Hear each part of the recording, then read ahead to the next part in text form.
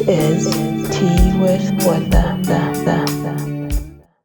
I would like to welcome you and to say thank you for joining us in another episode where we're looking at different issues relating to the apartheid, reparations, TRC, and someone who would really tell us more and about this and educate us is none other than Dr. Marjorie, who is here. And in fairness, I'm going to ask her to introduce herself, to tell us who she is and what she does. What is Khulumani support group? When we talk about Khulumani, what are we talking about? What does it exist to do? Thank you so much, and I hope that you'll join with us in understanding what Khulumani stands for and what is it about. Marge, thank you for coming. I really appreciate it. Thank you so much. Thank you so much. Marge, I should have made this a disclaimer that I belong to the board, Khulumani board. So, and thank you for coming to enjoy tea with us this afternoon, tea with Botha. But I think you know that it's not a PW Botha. It's a different type of Botha. It's not PW, it's not big Botha. Yeah. But those are at the heart of what we want to talk about this afternoon. Who is Marge? And what is Khulumani, Marge? I was born in Durban, and we relocated to Johannesburg. My father was an engineer who came back from prisoner of war camp in Malaysia, Singapore actually, very, very brutal prisoner of war camp, where there was a lot of torture, and so they were liberated. He didn't die. Many people died in that camp. It was called Changi Prison, and he survived, and they were liberated by the Americans. So everybody who came from this direction in the world were put on one ship, and the people who came from Australia and New Zealand were put on another ship, and they were deposited in the harbour in Durban, and he had absolutely nothing. And anyway, so he had to start from ground zero, really. He had been an engineer. He had responded to a call from the British Army. They were looking for engineers. And I know that a lot of the work they did was like blowing up the bridges to prevent the progress of the Japanese, because they were fighting it was that Second World War.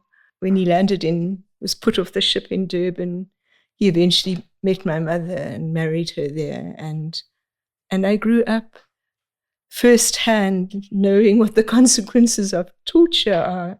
And I think very much that shaped how I ended up in work dealing with a lot of torture survivors and other people, because my whole childhood, he never slept at night. He never slept solidly ever, because he was haunted by the memories of what they had experienced in the Japanese prisoner of war camp. And so I really think I got to know what people live with, what victims and survivors live with firsthand. And it was very hard to understand it. I had a younger brother, and he said he thinks the only way we will find out, because these people won't talk about what happened to them, is we must read the books that are written by Far East Asia prisoners of war. And one was by this very famous South African writer, just eludes me now, but it was the most helpful thing for me to understand what was happening to him every single night of his life. And he never really recovered from these nightmares. And I know that's what very severely traumatized people live with. They relive what was done to them for years and years, So, so then I thought, that was probably my training to be in Khulumani. And the reason I got involved in Khulumani, because I am a medical doctor, and I worked for a couple of years at Baragwanath Hospital. And then, the nature, you usually got contracts a year at a time. So it was really helpful, because you could move and experience different healthcare institutions. And but eventually the professor that knew me from Baragwanath, and I'd been working in Butterworth Hospital, very, very busy hospital in the Eastern Cape. And at night, we worked day and night. I ran all the pediatrics and the neonatal intensive care. And every afternoon it was 200 outpatients. So people would be like writing these, making a lottery to pull out their numbers, hoping that they might get further up the queue, because you would, have to deal with everybody in the queue. And then one day a week, I was the only doctor for a TB hospital. And at night, I used to be called to do anesthetics for surgery and emergencies at night. And I felt like I did 1 week of anesthetics when I was in medical school, and I really don't feel confident to take people's lives in my hands. So I applied back to Baragwanath, and I thought I was going to just do 6-month training. And the professor said, no, you're going to do anesthetics. And he gave me a 3-year training post. And I thought, well, okay. I enjoyed it a lot, and I stayed, mainly because when you work in these rural hospitals, you are so stretched. You look after wards. Like we were working in Venda quite a while. We would have 400 inpatients, 200 outpatients every single day, and 21 outlying clinics. So you could we managed to visit the clinics 1 day a month. So that depended on the nursing sisters running things, but emergencies would come. They would be brought by ambulance to the hospital from which we worked. But these conditions in these rural places is really tough, because there was a time the hospital had 13 ambulances. There was a time when they never had a single working ambulance, So when you have to give somebody a blood transfusion, you had to know the blood groups of all the nurses that worked in the hospital, and you would draw the blood and give it to the patient, things like that. It's really, it is a super training, but it's very extreme, And so when I got into anesthetics, I thought, wow, this is amazing. I have got one patient at a time to care about, and I can do the best possible job. Whereas when you're working with a queue of 200 people, you're under time pressure all the time, and you really feel this isn't how I would like to. I'd like to give every person the best service that I possibly can, and you just can't do that under such pressure. My husband, in the end, he was a thought leader for Mail and Guardian, and he wrote a piece called, you can get it on the internet still, it's called Why I Am Not a Rural Doctor. Written by who? My husband, Roy Jobson, yeah. Roy, may his soul rest in peace. Yeah. But since then, with the institution of community service, that has dramatically made things easier to manage, with more staff. And those young doctors, straight out of housemanship, they really get thrown in the deep end, but they learn so much. But it's just relieved, the pressures that we used to have to work under, and you would have 1 weekend off in 6 weeks, and you were on duty day and night. So it's very, very tough. That's just your medical life and your background. Yeah. How did you get involved in Khulumani?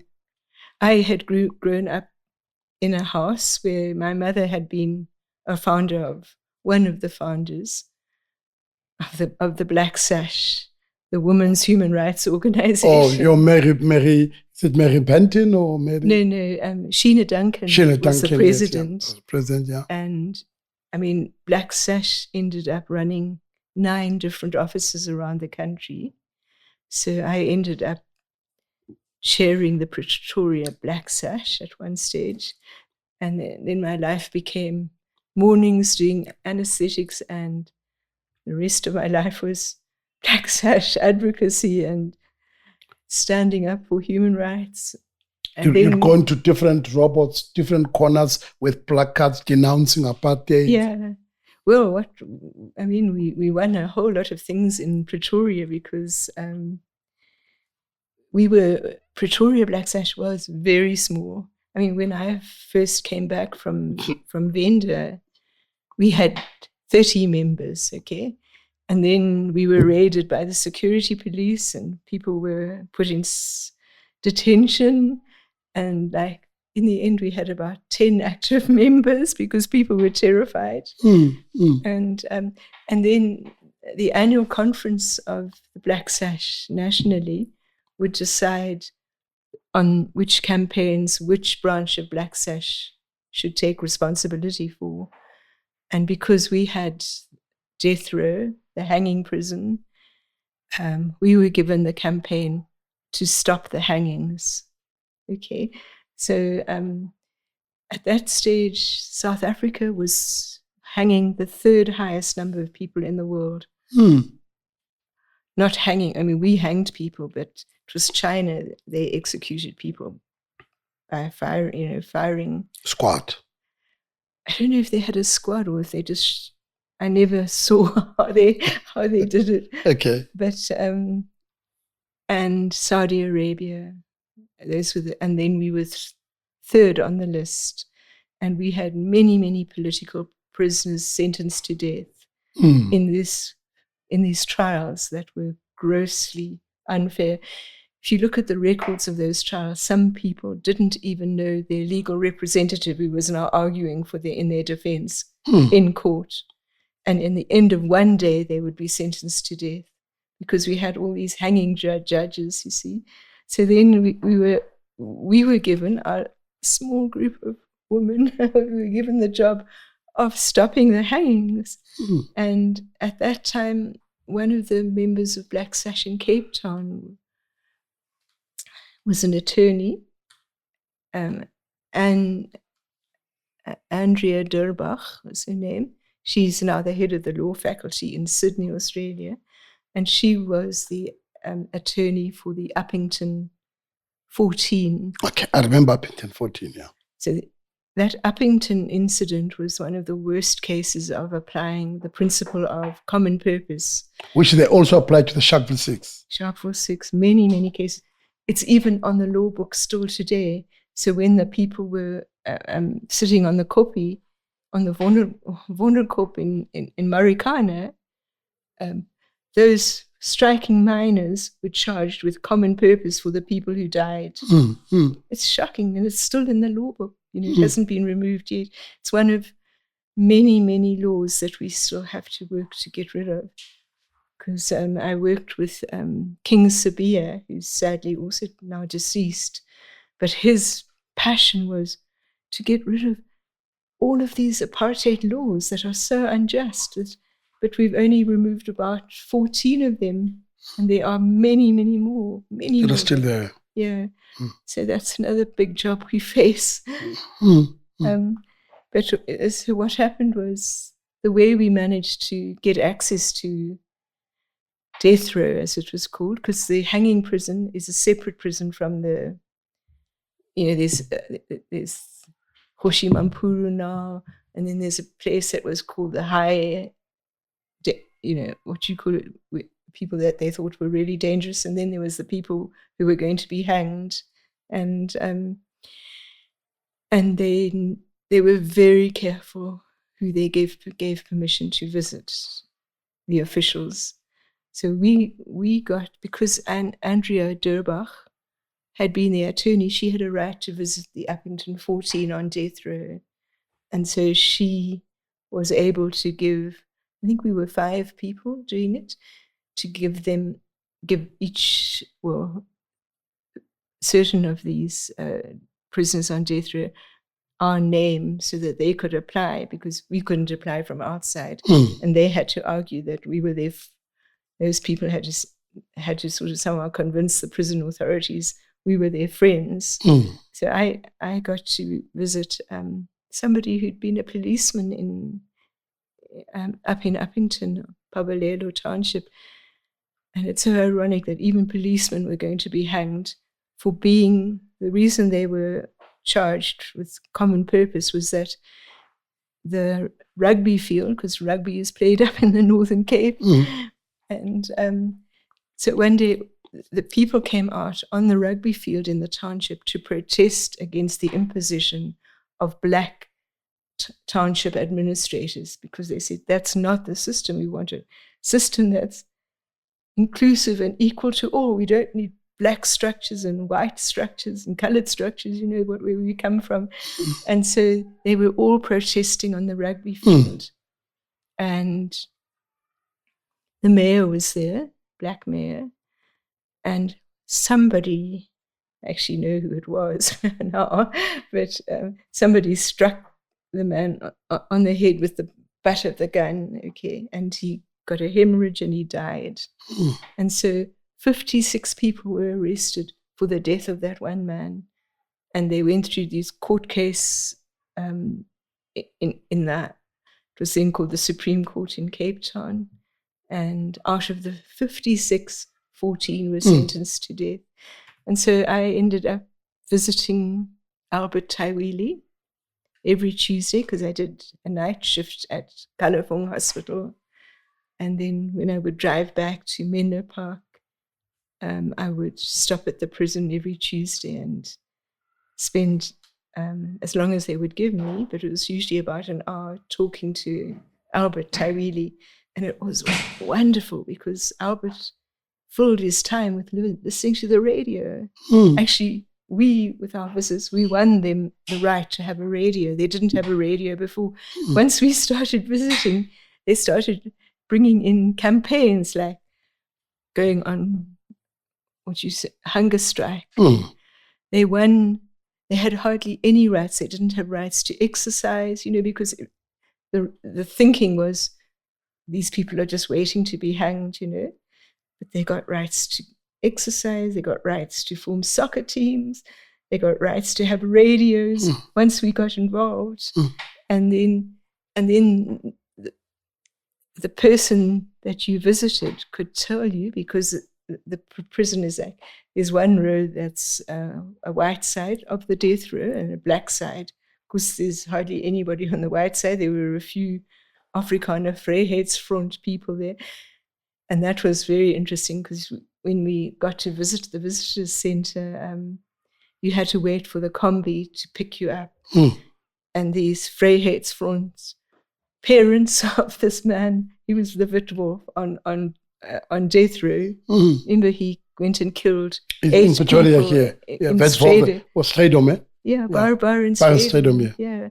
And so he was, but his parents would not get on the combi if there were black people in the combi to go up to death row. All these ridiculous things that you think like, how on earth?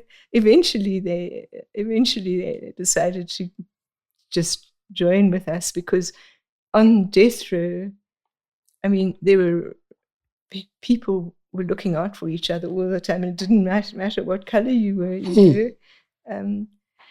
So yes, and so the purpose of doing it like that was to get information on who was going to be hanged 7 days later, because they hanged people every weekday, and they could hang up to 21 people in a session, because they had a gallows with 7 ropes.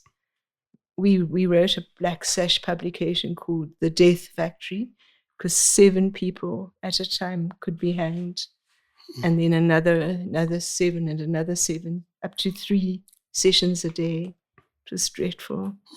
And I ended up running the social justice portfolio at the church I belonged to, St. Francis Presbyterian Church. Okay. And we're in Pretoria here. In Pretoria, yeah. And so I asked Duma if we could come and educate the congregation about the death penalty, And we did not know. One of the people in the church with us was one of the people who would help to execute the people, And so I remember Duma was with me, and we were telling people about how things worked on death row. And this man said, what I never understood is how you people never showed any emotion.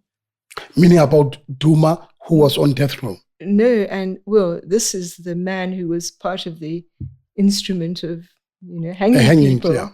And he said, we could never work out how you people never showed any emotion. You never broke down. You never, And Duma said, well, of course, you can't show weakness in front of the enemy. So it was interesting. Really interesting. Yeah. But what happened was Lawyers for Human Rights, that's where Jody was, Khulumani, but it was the founder was Brian Curran, and Brian Curran supported this program of trying to stop the hangings by giving us a full-time attorney, a guy called Shakes Sefanyetsu. We still don't know how he died. We think it was an assassination, because Shakes got so brilliant. Because he was an attorney, he could pull the court records, and he argued and argued and argued for every person who was facing being hanged. And he won so many stays of execution because it was blatant that there'd been no fair trial. So we won all these stays of execution, and then de Klerk said there's clearly something drastically wrong with the system that you can win so many stays of execution. And so he declared a moratorium, and everybody on death row had their sentence commuted to life. But like the people, we could only each of us could only visit one person. But Sir Albert from Uppington, I'd spent the morning with him in prison, and then I drove home, and when I got home, I got the phone call. They opened the prison door and put me on the street.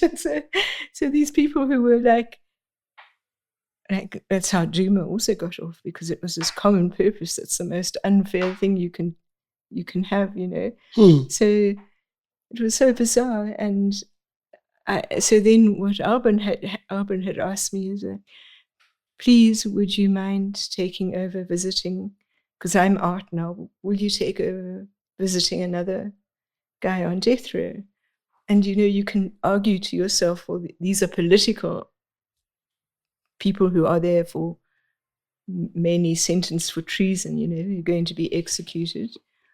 But the guy that that Albert asked me to visit was a top boxer, brilliant boxer. And so in the course of his boxing career, I think somebody died. One of the people he'd been boxing died, and they sentenced him to death for the death of this man that had injured in a box, in boxing, which I thought was unbelievable. But I spent every Tuesday learning about the inside story of boxing and all the different featherweight and welterweight and all what the meaning of all that. Bantamweight and heavyweight. It was so interesting. And what has been wonderful is, I think end of last year, I got a call from Albert Tawili's son, Clarence, because Albert has passed away. And a lot of people with these kinds of trauma pass away, before time, because the trauma really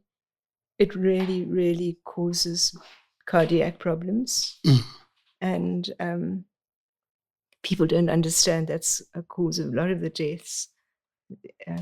They say basically you die of a broken heart, And then I got a call the other day from the boxer's sister. So it's wonderful that these relationships can continue for years afterwards, because I think we got the death penalty abolished in 1989. And these people call you after all these years, So, okay, so then I get a call from Duma, because that's Duma Khumalo. Duma Khumalo, one of the founding members of Khulumani, and he said, Marge, I'm telling you, your job's not finished yet. You please have to come and help us. So I said, what is it? He said, no, we formed Khulumani. So it was formed by victims and survivors themselves, which is very, very unusual in the global community of victims and survivors. It's what's really unique about South Africa's victims and survivors. There was an element of ownership. And they developed the whole organization themselves, because the biggest critique of the South African model of transitional justice, which has been adopted all over the world, is that they don't listen to victims and survivors. But Khulumani, Duma's first project was find your voice, and you won't heal unless you learn to talk about what happened, but you have to first claim your voice, find your voice. And so we did a lot of work around that. And everybody in the country knew Duma because he was very charismatic. And they still talk about that campaign. And so I became a board member, the first board of Khulumani because of Duma. Said, you have to come and help us. So the reason they were required to create a board is that they had won their very first grant. So for 3 years, all the staff were volunteer, and they didn't have like directors and everything. But but then Amnesty International, the Netherlands, required them to have a board, and that's when I began. And one of the people I worked with was Alegria Nyoka, and she was on the panel on Friday with the announcement of the opening of this case of suing government for not fulfilling their responsibility in charging the criminals, the apartheid criminals. So see how these threads continue right through in many different ways. Yeah. She was wonderful. She was a nurse practitioner running a clinic in Kwatema. Wonderful people.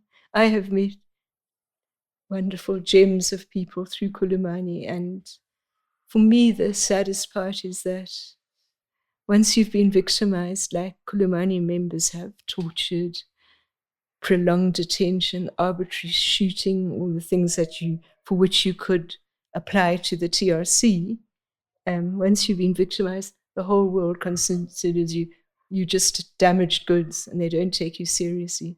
That's the biggest problem. They don't listen to the voice of victims and survivors, and what we know is that if you want to solve the problem, you need to work as an equal partner with victims and survivors, not treat them like they're welfare charity cases. Do you think, Marge, is that what the TLC failed to do? Or what do you think about the TLC? I mean, the TLC, but also what do you think about Bishop Tutu's role, Alex Borain? Do you think that process, when we are now, when you look back, was that an effective, or was it, we're sitting here now, 30 years into our democracy, has there been justice? What are your thoughts? No, it's been a massively disappointing exercise for people who truly believed that our first democratic government was going to deliver what they promised, and that hasn't happened. But I subsequently learned that this whole thing of a commission. You mean the TLC? Well, there are all different kinds of commissions. Like Dumisa ran a commission of inquiry into why these people didn't get prosecuted, and so the TRC was one kind of commission. And then I subsequently learned that it was a practice that they learned from the colonialists. Our new government copied what the colonialists had always done. You mean the ANC government? Yeah, they didn't realize what they were doing. So, what the practices of the colonialists were everywhere where they created terrible things, killings and things like here, was to set up a commission of investigation, of inquiry, whatever. The purpose is to create an impression that you were going to take these violations seriously. And But basically, what I learned from archivists when I have to sometimes speak on panels that involve archivists from other parts of the world, they say, no, that wasn't the purpose of the commission. It was to give an appearance that you are going to do something. So are you saying that this is what happened with the TRC? This is what happened to the TRC. So this is what ANC did. So are you saying, were they oblivious? Were they aware, or they didn't know that, look, this is the colonizers' approach? So to set this up much, what I'm saying is that with what purpose in mind? That you squash this or you don't do anything about it? Well, the agreement to have a TRC came at the end of all the negotiations, at the time that they were creating the transitional constitution that time. It was a complete afterthought. And I think the thought came mainly from Dula Omar, who was a brilliant jurist. That's a former Minister of Justice. The first minister in democratic South Africa, yeah. And because he wrote something very poetic, it's beautifully written, like, we have to find a way to bridge this gulf between the atrocities of the past and a future that's going to be based on human rights and respect and peaceful coexistence, So how do you create a bridge? Because we're miles and miles apart, And so I think it was very important to do that.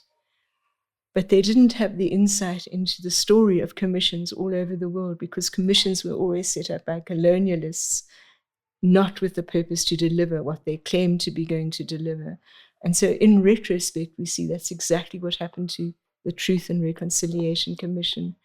But it did serve a purpose, because what happened was, when the TRC hearings started, and they only had 2,000 people in those hearings. 2,000. Only altogether they reached 2,000 people, which is nothing really. But because the media work was so brilliantly done, all of these perpetrators, could no longer hide, because it was all out in the public. And so none of them were going to come forward to apply for amnesty, because they never had any intention to disclose what they had done. But once their names were named, and then they started registering to apply for amnesty. So that was very important. It was very few people actually applied for amnesty. That's why there's so much unfinished business, and that's why all these this case that was launched on Friday, supported by the Foundation for Human Rights. Yeah. Why that's important, because what I've learned is, like, the most important thing for a family who have lost a child or a husband is they want to know, how did they die? And what they always ask is, were they brave to the very end? And what were the last words they said? And I think every human being has a right to know that. And the only people who can tell them are those people who killed them. Basically, a lot of them were just executed, execution style. Wonderful, wonderful people. The book that I found the most wonderful book around these issues is a book by Peter Harris. He's the lawyer from a small law firm.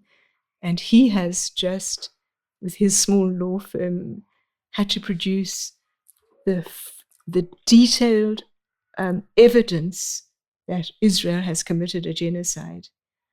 Every detail, because, they could argue the principles and things, but now they had to produce the hard evidence. And he said it was like 4,000 pages they had to produce, and they were working, hardly ever sleeping.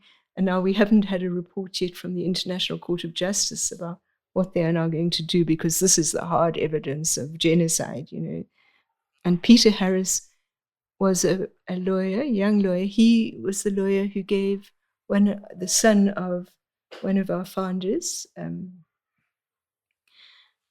Beki Mlangeni, Catherine Mlangeni was the mother, and he gave Beki, his first job when he graduated with law. Beki was killed by a letter bomb. Not a letter bomb. It was a booby-trapped headset. Booby trap headset. With a cassette in this tape recorder. And it was not intended for Beki Mlangeni. It was intended for Dirk Coetzee. And it got delivered to Peter Harris's office, and Beki put the thing on. And when you arrived at home in Soweto, because he died at home in Cormer Street. It's very, very sad. He was a really, very, really, very brilliant young attorney. So the TRC, you're of the view that it did achieve some things. It definitely. So overall, it definitely achieved a lot. And then just want to. But I think we didn't know upfront about the whole history of these commissions. But we were the very first commission, Truth Commission, that had victim hearings. There had been 21 hearings before the South African one, and none of those hearings had ever included victims and survivors. And so I can remember sitting in a meeting with the group of people who'd been selected to interview the possible candidates to be truth commissioners. And they said, we didn't know how to set up this. There's no blueprint for a truth commission. So they used their interviews of prospective commissioners to try and put together a plan on what the commission should look like. And they said we made lots of mistakes. Yeah, that's why it was very imperfect, but it was a really important. You could no longer deny the history of apartheid in this country, which is what did it serve. It definitely did. Yeah. Did it serve the victims of apartheid?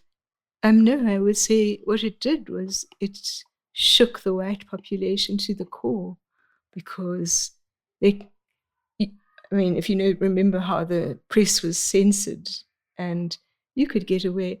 I mean, even when I was a doctor at Baragwanath in the 1976 uprisings, you would drive to Baragwanath and it was like it's a foreign country, because you come from, I used to stay in a flat, an apartment. In Menlo Park? No, in Johannesburg. And it was like white people were so protected from knowing anything about Soweto that's just on the road. They knew nothing. That was how censorship worked. It kept white people in the dark, in a place where they could claim they never knew. Like some of these politicians would say, I never knew, but they did know, because they set up these structures and they approved who could be killed and things like that, So, it wasn't a useless exercise, but... It wasn't a waste of time? Not at all. But it didn't deliver what victims hoped it would deliver for them. What did overall victims hope that it would deliver? Was it reparations? Was it much? What is it that, if I'm sitting in front of the TRC, what is it that I hope? Was it for my children, for my great-grandchildren? What is it that that process, the victims or the survivors had hope to come up with? So what we did is, because Khulumani groups sprung up all over the country and in all the 9 provinces. All the provinces. And so what we did was, at one point we went to ask people, what did you hope for? What were you expecting? And the answers, I've got them, we've used them to illustrate some of our publications. It was very, very simple. I want to be healed and I want to start a new life. That's what people wanted. And what was really powerful was that people knew I need to be healed, because the rhetoric of the liberation movement was, you never admit that you've been severely damaged. You never admit it. That's why when people were going to be hanged, they wouldn't show. It was this, you were grilled not to reveal any emotion. Can you see? And so that really didn't serve us after the TRC, because that was absolutely inculcated in people that weak people will claim they need healing, and so don't go there. So when it was 10 years after the Truth Commission ended,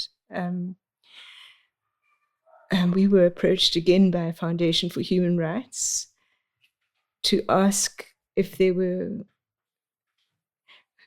willing to fund healing workshops for victims and survivors. These were the survivors that were in the Khulumani's archives? No, these were, amazingly, I was living in Eastern Cape, in Makanda, so the chairperson of Black Sash in that area, she had these incredible community networks, because I think the Eastern Cape activists were more organized than any other province in the country. And so what they would do is they would come together regularly, once a week. That's why the practice of Khulumani became meeting once a week. And the older people would task younger people with a topic to debate. And I saw it work in real life, because when all these people who now were members of the provincial legislature, they were all leaders in different ways. The former network of activists. So when they all came after work on a Friday afternoon, mainly from Bishu, where they were all in the provincial legislature, and they had instructed some young people to prepare papers, not long papers. They had to. The practice was still there that when we meet, young people will present their paper. That Friday, the paper was called "What Can We in South Africa Learn from the American Civil War?" And I thought, interesting. I was blown away. Like, I know nothing about the American. I know a little bit now, but they groomed young people in such a brilliant way. And then the big issue became, well, I was there to ask people, do you want a healing workshop? And everybody was stunned. All these activists were stunned, because they said, no, we've never thought we needed healing.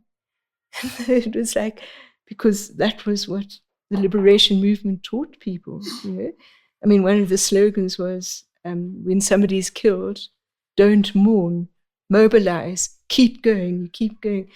And the problem with that is you never grieve. And one of the purposes that has been articulated now about the purpose of a Truth Commission is that it should be a memorial to mourning, should be the place where people can begin to confront all their losses. Okay. So, and that was not there. That was there then. I mean, but when we went with the promise of funding to organize healing workshops, all these activists in the Eastern Cape still didn't think, no, we'll come back next Friday and we'll tell you what we think, because we never thought we needed healing, but they'd all been tortured and, terrible things, but they didn't know they needed healing. So they lived with trauma. They lived with trauma. And that's continued for, I think it's only changed in the last 5 years. People are realizing you are not weak if you say you actually need healing. What do you think made it to change? Well, I think the accumulation of the work we did over many years, because we ran, all of our meetings ended up being storytelling meetings. And then... Was it the survivors? The survivors, yeah. Were telling their own stories? Yeah, in our groups, everywhere across the country.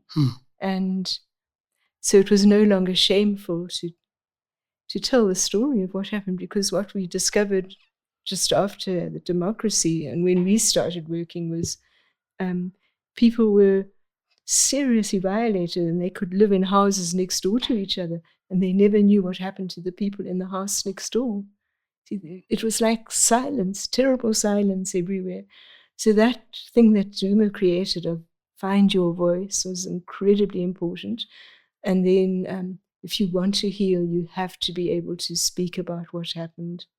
And then, that was like the beginning of how you move into healing, because what we discovered was when you're severely traumatized, you become very isolated from anybody, even in your own family, your own children. I mean, you are left with so many problems with the rages and drinking and all the things that happen when you're traumatized, and the children would never understand, because the adults didn't understand that the best way to deal with it is you talk about it so everybody can get a sense of what's going on in your life, And the big problem we found was that people doing psychology at university were being groomed in the Western model of psychotherapy. So there were 3 trauma clinics in the whole country. And if you were lucky enough to be accepted to go for 30 in that clinic, 30 sessions of psychotherapy, which depended on if you had money to catch the taxi, which most people didn't have the money to get to these places. The things didn't happen in the community. You had to get to the CSVR. Where do you get the money to do the that? Center for Violence. Yeah, for 30 sessions. And then after the 30 sessions, people would come to Khulumani and say, like, I've attended 30 sessions. That's all I'm allowed, and nothing has changed in my life. And we realized the model that these universities are teaching psychology students is the wrong model, especially on the African continent, because we are much more of a communitarian continent, whatever. And so we started to look for other ways of, because people had got into the practice of these meeting in groups once a week. And that was a very, very useful tradition. But then we discovered a thing that had been developed in Guatemala, just called the Hearts Project. And the Hearts, as in the heart. Hearts, yes. But each letter was an acronym for, like, telling your history, learning about the emotions, each of those letters had a meaning. And we thought, okay, like, I think there were 6 letters in Heart. So we designed a process just from just hearing about this Hearts thing, where we started in Kagiso Township, where there were so many torture survivors, and working in a group. And we worked on each of the, HEARTS. And at the end, we went back after a couple of weeks to find out what the experience had been, and to get feedback. It was absolutely mind-blowing. Everybody came back and said, I have never felt better in my life, and now my children respect me, and my wife understands me. So we realized we were really onto something very serious, this community-based storytelling. It is a storytelling process. It's like, they call it a psychoeducational process, because if it's a psychotherapeutic, then you have to have the psychology qualifications. But anybody, I mean, we were training people to do psychoeducation. And I mean, even if I told you, like, CSVR sent their psychologists to come to us to say, what on earth are you doing? Because whatever you're doing is working. And we realized we really have hit on the right approach, But then we wanted to take it forward in a way that was, and what happened was, I came across an article called "Building a World Worth Surviving," and I thought, wow, that speaks to us. Building a world worth surviving in it. Yeah, worth surviving, yes. Was it this specific for? Was it for the survivors of torture, violence? No, was it families? I accidentally found this academic paper about it, and It was written by a psychiatrist called Sandra Bloom. She's still working at Drexel University in the States, and she was a psychiatrist who was sent to the veteran psychiatric units. So all these veterans of military campaigns of the US who get severely traumatized, they come back and then they have to be hospitalized, and it's long-term hospitalization in a psychiatric unit, okay? And when she took over running this whole division of the veteran hospitals, she said, this doesn't work. I mean, people were there long-term, and not their conditions weren't changing. And she said, you know what? Every single human being knows about trauma. There's not a single person alive who hasn't been traumatized. We have to become co-healers with each other. And so she developed a model where you no longer had the psychiatrist and the client and this up-down relationship of power. Yeah.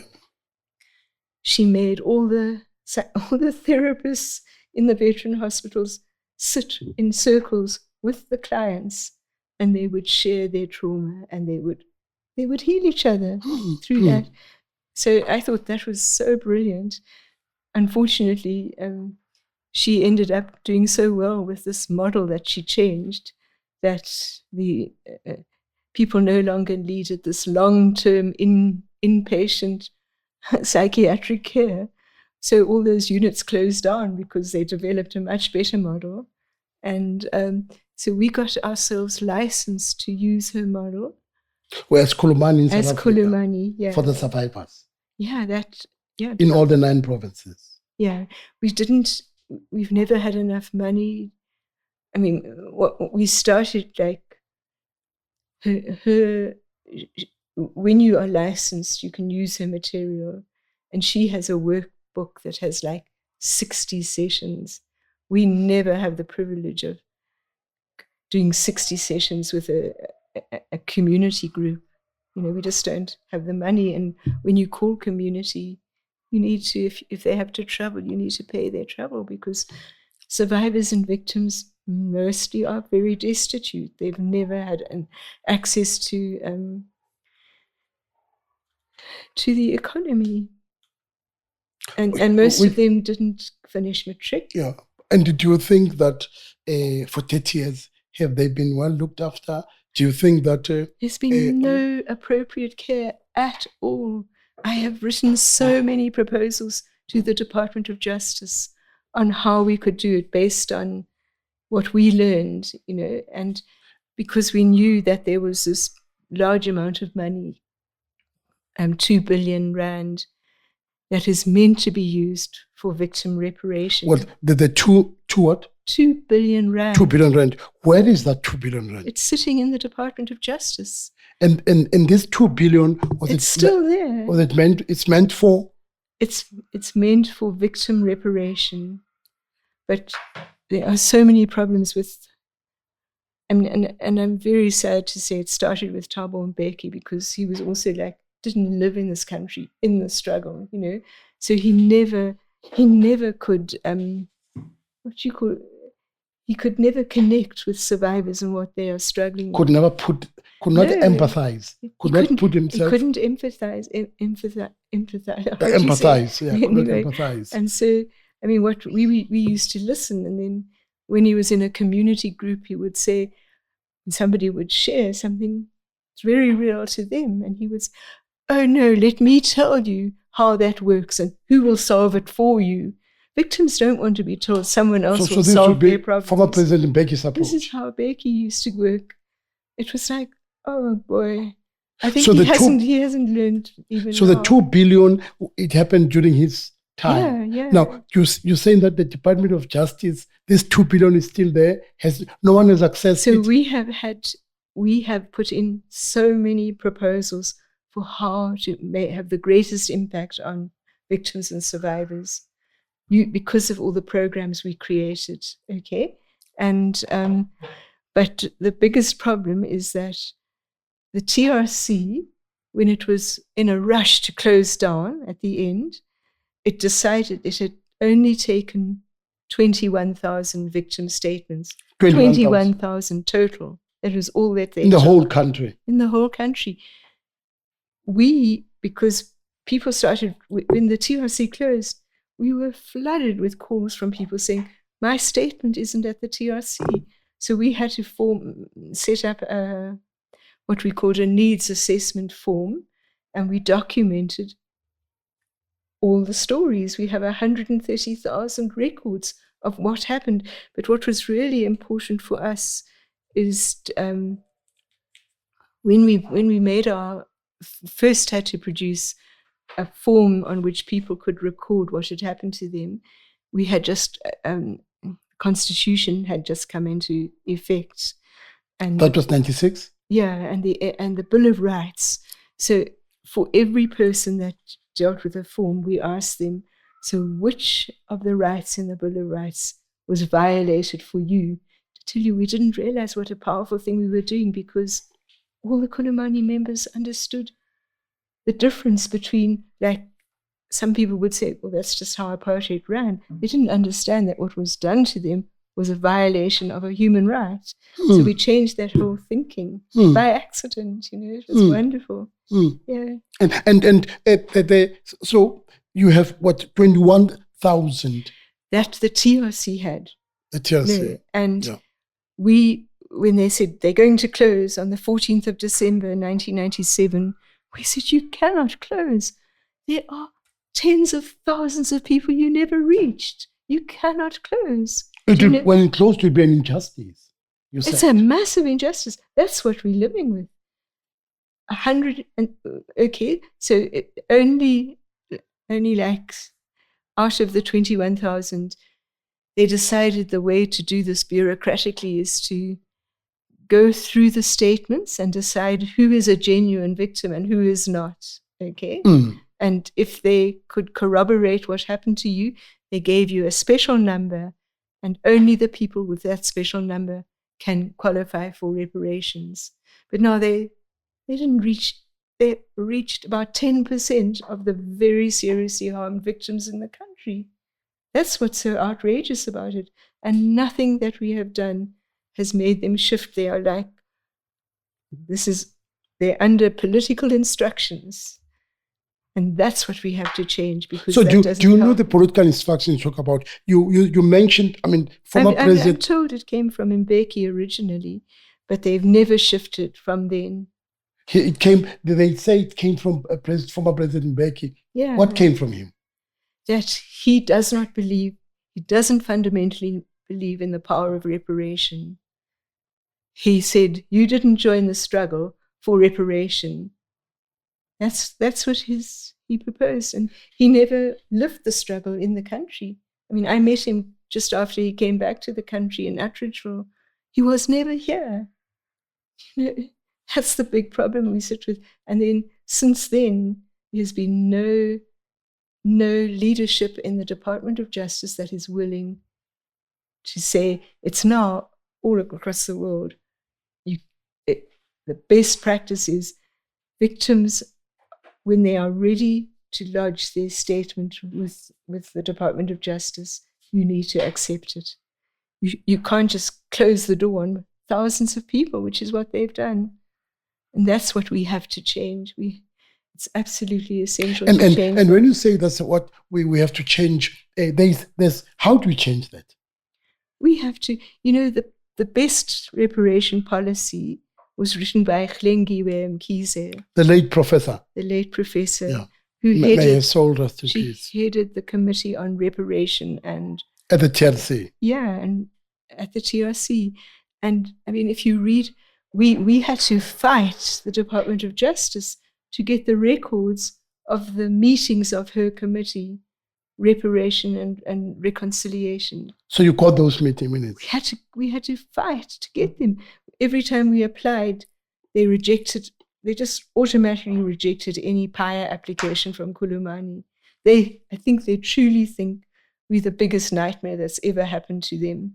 And they still think that. And they haven't shifted. They haven't shifted. Department of Justice still has not shifted. They have not shifted. So you have those minutes. Tell us about what did Professor Khlengiwe said. Well, the fundamental thing is, if you want people to recover what was done to them, there are two things they need. You need to acknowledge what they experienced, and you need to formally recognize them, that they were a victim of an apartheid crime. That's number one. And the second thing is, you must give them justice. So justice, what she was arguing for was healthcare, education, community reparations, interim reparations, that once-off grant.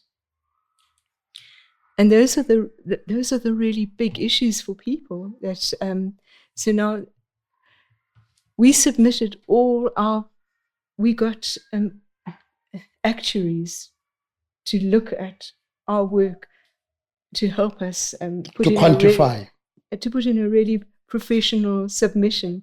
We got many people's houses were burned down. We needed to know, if you have to replace a house with five rooms, what will it cost? We did all of that. We did the thing with education. Like, so if a person is in primary school and you want to see them through to matric, what reparation do you need to make sure they can get to matric? I mean, we quantified everything. If you have to go and exhume a body, what does it cost? We gave them everything. The only department that was interested at all was the education department, because they said they would like to see how they could support education assistance for the victims and for their children. Okay, that's still the main reparation that's happening. Why, Dr. Marjorie, would you think that, or what do you think the ANC, with its liberation history, where it comes from, its, the Freedom Charter, justice, why do you think there would be this level of reluctance, or just non-movement, or just total disregard, according to you? Well, politically, what we understand is that they saw these people as disposable people, because most of them never finished school, most of them were brutalized and humiliated.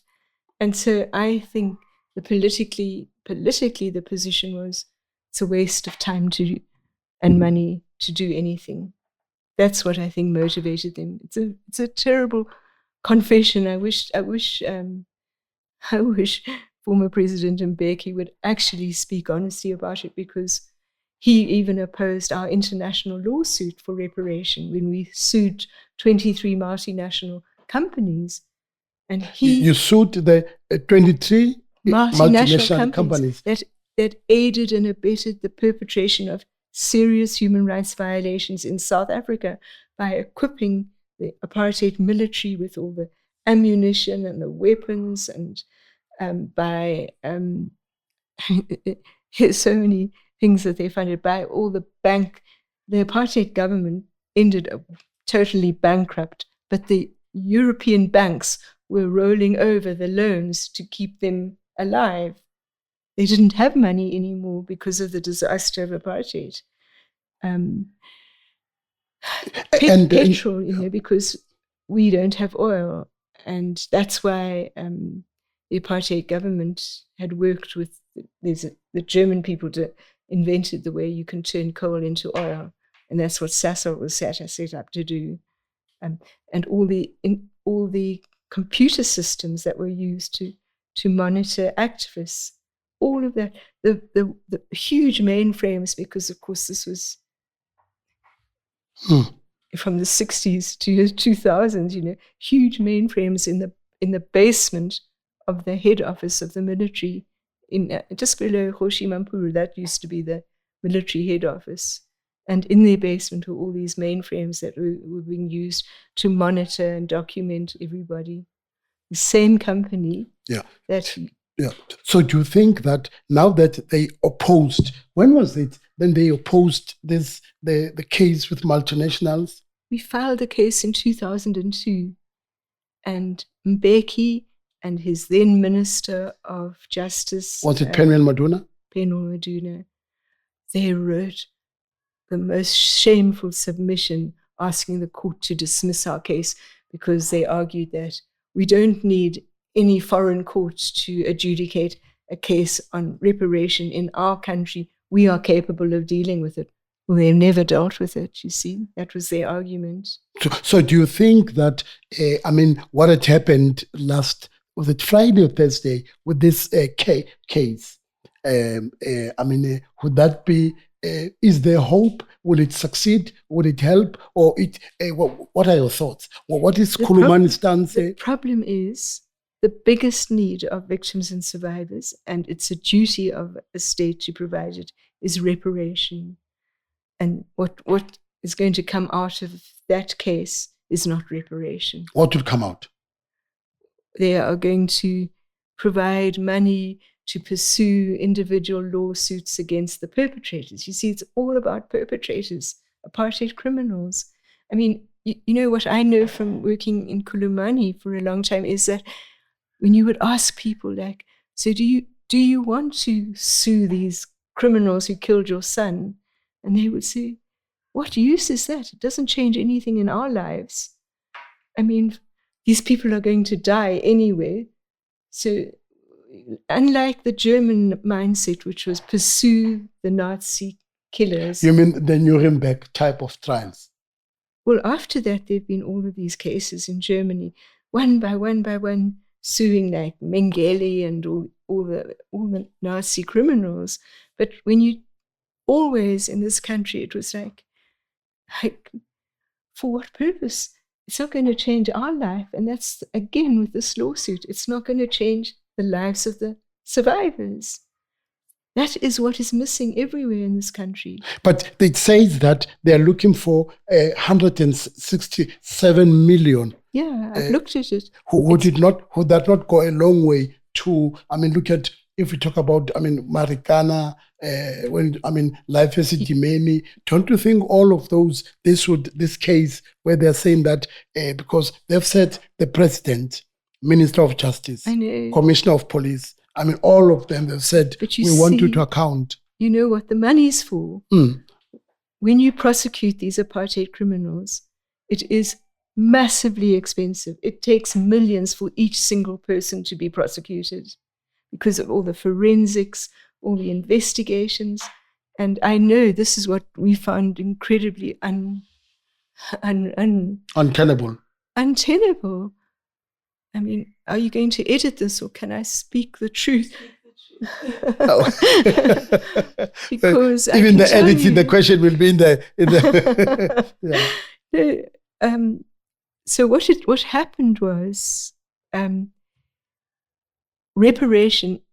The truth commissioners have never fought for reparation, which is the only thing that will help to get victims and survivors who carried the cost of everything they stood up against, and opportunities. I mean, what we started doing was we would do the Sandra Bloom program, and then we built such a strong community, and then we would look at how do we introduce economic projects to people, because you can be very poor, and then if you get a reparation, you won't you won't have decided how best to use that reparation. So we thought we want to prepare very well and get people find out what exactly they would like to be able to do and how do we get the money to enable that to happen. I mean, we've costed all of that in our proposals to government. We've costed everything for government. I had to deal with, if I tell you now, this is the end of last year, I had a call from somebody that I didn't know her position was there, even though I've had to deal with Department of Justice for more than 20 years. Khulumani is 29 years old. And so this woman that I didn't even know existed, she called me, said, I have to meet you urgently. She was the Deputy Director General for Constitutional Law and Human Rights. And in that position... At the Department of Justice. At the National Department of Justice. And in her job specifications, she was responsible for overseeing the work of the TRC implementation unit, what they call the TRC unit, that is meant to be implementing the reparation, whatever, the minimal reparation that is available for people. That's all they've been doing since 2005. It's now 20 years. They've had hardly any impact because there is no policy like the policy that Klingiwe and Mkhize wrote. They never adopted the policy. So every now and again, the money's getting so big with all the interest that's been invested by the PRC, then they decide, okay, they'll do this little project. You can't work like that. You can't give the same 17,000 people benefits when there are 120,000 other people who you haven't even given them the recognition they deserve, because recognition starts the healing process. You see, it's a tragedy. It's of an immense proportion. So this woman, she's very scared. We have to meet in a place where she doesn't think she will be seen, be surveilled or intercepted, or with our phones are not with us and all. And she says, Marge, I'm so sorry to tell you, I have uncovered that the top leadership of the Department of Justice is on the point of deviating the entire victim reparation fund for their own purposes. That's 2 billion. 2 billion. So I say to her, this is what we've been fighting against forever. And so I say to her, so what can I do? She's a brilliant lawyer. She was writing all the state legal opinions, and they were so good that the government, the politicians tried to hide her brilliant legal opinions. But so she said, I don't know what to tell you. So I thought, okay, I have a track record of more than 20 years corresponding with officials in the Department of Justice. So I have got all their names and all their emails and all. So I sat down and I wrote to every one of them to say, the money in the President's Fund, the Victim Reparation Fund, is donated by foreign governments who wanted to ensure that reparation would be provided to the victims and survivors of the apartheid struggle. And if you touch that money, we will sue you. Khulumani doesn't even have money to do all these legal things, but these politicians are so sensitive to any criticism. You cannot believe how sensitive they are. Any response, any reply? I got a letter back from the state attorney, and immediately the state attorney wrote, we believe that you are defaming the Department of Justice and we are going to sue you for defamation. That's what they said. Has that happened? No. Thank goodness. I didn't know where I would ever find the money to defend Khulumani from defamation. But I think it was I touched a very raw nerve, because we're just saying, we're watching you. We will never stop watching you. But it's always at risk. There was a previous chief operations officer in Justice. Say his name, Khotso de Veer. He has a PhD in public administration, and he was made also the chief director of the TRC unit. But he had to recuse himself because he couldn't recuse himself. He was doing everything. He designed this that he thought would pass muster, a community, because Klingiwe said you need also to have community reparation. So he designed a program of community reparation, and the community reparation was going to be 2 townships in each province will benefit from 30 million rand each for a multi-purpose community center to be built in the township. Now we started with this plan. He was planning to just use the whole reparation fund in one go. The 2 billion. Yeah. When we worked out what it would cost, and we realized that, and so then he set up what he called victim committees in all the provinces. So mean, what's wonderful about Khulumani members is they phone me and they tell me, this is the guy's here and this is what he's saying and this is what he's doing. Poor Khotso de Vier didn't reckon with victims and survivors being so on the ball. And he used to insult them every time. And so what we got people to do was to verbatim take down everything he said to victims, because he's a Methodist lay minister. He treats people like they're worth nothing.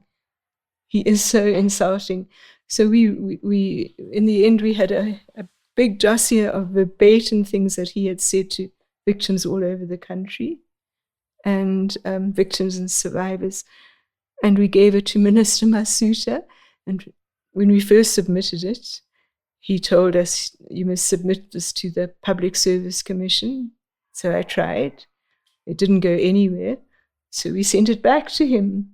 And he called in this Chief Operations Officer of the Department of Justice, and he told them, I have a record of every insult you have thrown at a victim and survivor in this country. And I've got it here. And so now you either hand in your resignation today, or I fire you, or I'm firing you. So of course he chose to hand in his resignation, which gave him 3 more months to work. But I've never seen a minister operate like so decisively like Michael Masuta. It was amazing, amazing. But then this guy, he ended up becoming the secretary of the Zondo Commission, because now he started having to find other jobs. And at the Zondo, when he was appointed to the Zondo Commission, the Bosasa case came up. And I often had to go to courts, and I would see these fancy big copies of paintings. I mean, and it's from Bosasa. And anyway, it turned out that this guy who headed Chief Operations Officer and the Chief Director of the TRC Implementation Unit, he was the main link between Bosasa and the courts. Corrupt dealings. Everything was corrupt. So came up in the Zondo Commission. So he was fired from the Zondo Commission Secretariat. So then he applies. They were advertising the job of we serve on Freedom Park, and because we did a lot of the biographies of people, victims are written by Khulumani. And we were amazed because, people think Khulumani isn't very professional or something, whatever. I mean, I have that feeling that's how they treat us. And then all of a sudden, when Nomvula Mokonyane was the premier, she comes to see Khulumani and she says, I've been in the archives of Freedom Park, and the best biographies in the archives of Freedom Park are the Khulumani biographies. Will you help me? I want to commemorate these people who've been killed, So you never, because we're a victim and survivor movement, very few people actually think a lot about you. They treat you like they treat victims and survivors. It's a disgrace. It's a disgrace. Meanwhile, I get called by officers of presidents across the continent who have questions about TRC things. But my government doesn't treat us like that. Tell me, Marge, is there hope? Is there hope? For survivors of the apartheid atrocities? It's 2025. Do you think that you have just said that we have to win it? I mean, that's why I've been hanging in there, because what you can do with 2 billion rand, and especially when we have all the proof of what you can do with it and the budgeting and everything, is incredible. You can change people's lives. With the 2 billion. 2 billion that these people want to steal and loot. I'm sorry, I'm going to be sued again. They're going to try and sue me again. But that's the problem with government. And the same people have been there for year after year after year. And I promise you, well, I think this is a very serious thing. The people who went to work at the TRC unit, they had just graduated from law school. no legal practice experience at all. I mean, that's who we have to deal with. So they just follow the orders and nothing changes. And we've tried so hard.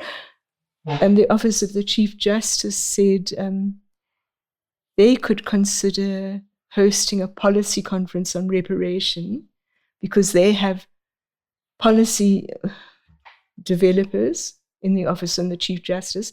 Department of Justice has no policy formulation capacity at all. Nothing. There are no people who can write policy. When I've been and we've presented like pie charts on all our findings when we analyze all the needs assessment forms people have given us, there's one woman in the Department of Justice who will sit there and listen, and she'll say to her colleagues, please, we need to work with Khulumani. They have all the information. None of them will work with us. And we cannot get a partnership with them. So they have control of the money totally. There's no consultation and no participation. That's why we've had to fight to prevent it being stolen so many times, because this Khotso de Veer, with his plan to give 18 sites, 30 million each, we discovered there was another Minister of Justice, her name is also Similani, and she was a really decent, concerned woman. And so she decided she couldn't accept this proposal for how he wanted to use the Victim Reparation Fund. So she said, no, there has to be a consultation in the Manhattan Hotel. And so what De Veer had done is he had set up for these sites, at each site he had set up what he called a victim committee. It wasn't made of victims. It was ANC office bearers. All of those committees were ANC office bearers. And all of them were funded from the Department of Justice, and they were funded to come and to attend this consultation on whether this policy was going to be accepted. And I managed to put together a team of 16 Khulumani members from sort of the provinces not too far away. So we were massively outnumbered. And also one of the things, I think 16 probably, what I've known from this work is that victims and survivors always feel that they always say, I don't know if I'm educated enough to argue with a politician. That's what they say. That's why they keep quiet. But I soon discovered that if you make sure that 30% of the people present are victims and survivors, it's just that's the critical number of percentage of people where they will then speak their minds.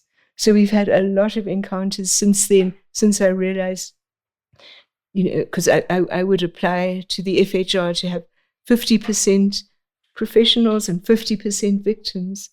And you have to fight for that. They won't give it to you. So then I went down to 30% and we got 30%. And then it was incredible how victims and survivors spoke their minds publicly in this big conference that was called Victims and Survivors in Search of Justice 30 years after democracy. Not 30 years, that was 10 years after the TRC closed.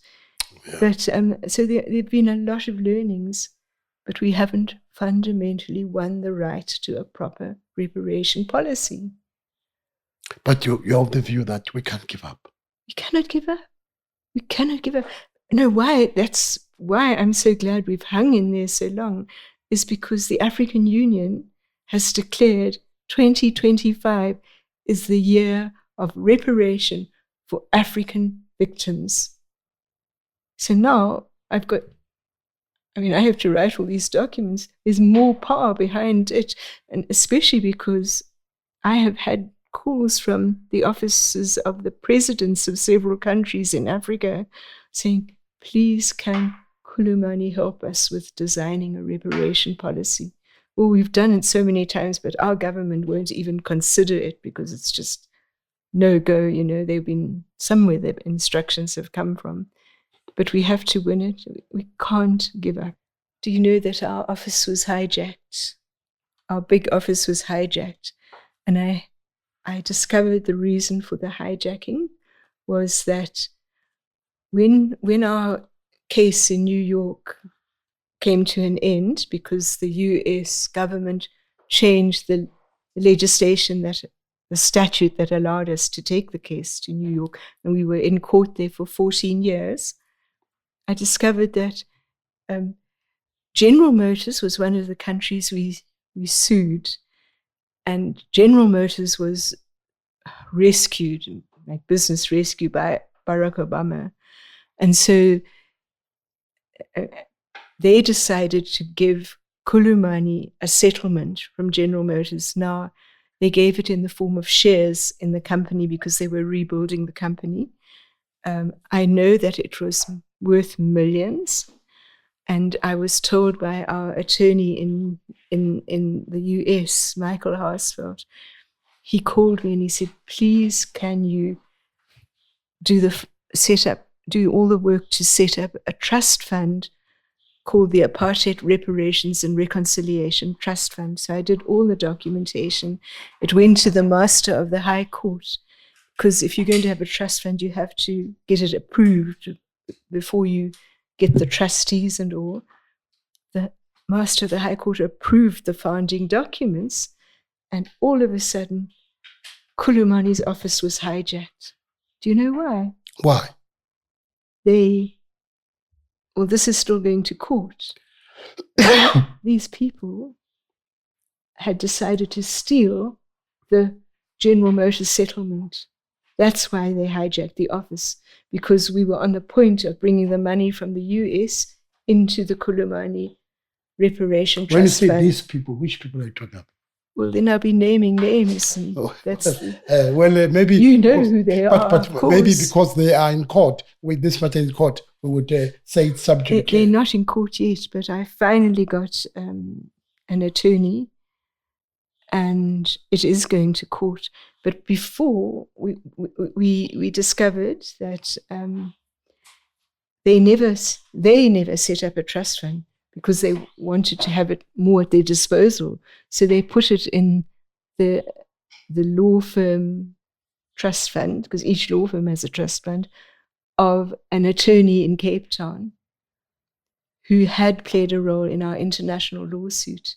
He never told Khulumani about it. It's a Khulumani General Motors settlement. He never told us. And then all of a sudden, I hear that he went to the Foundation for Human Rights. I woke up one morning, like a few weeks before the end of last year, and I suddenly thought, you know what? I think everything that has been done to us is an attempt to steal the General Motors settlement, because it was,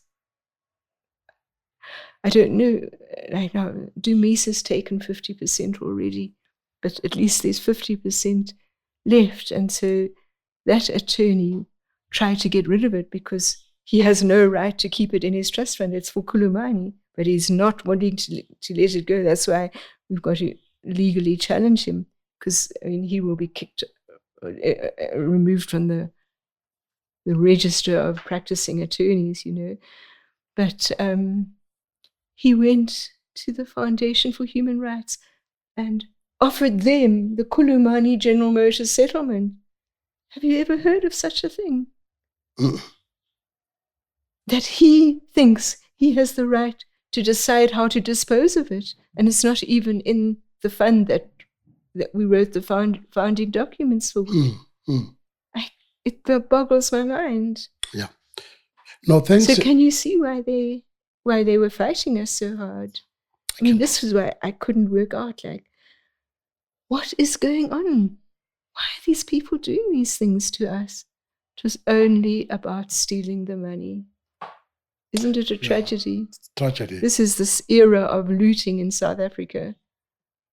Well, I hope you, as I said earlier, that this was a heart-wrenching conversation, but a conversation that we needed to have.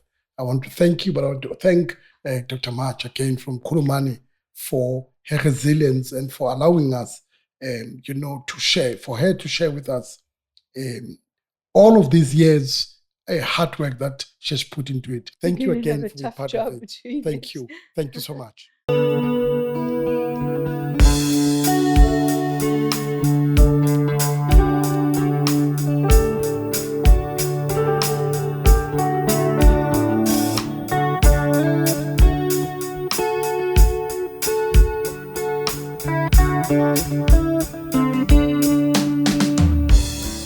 This is Tea with Botha.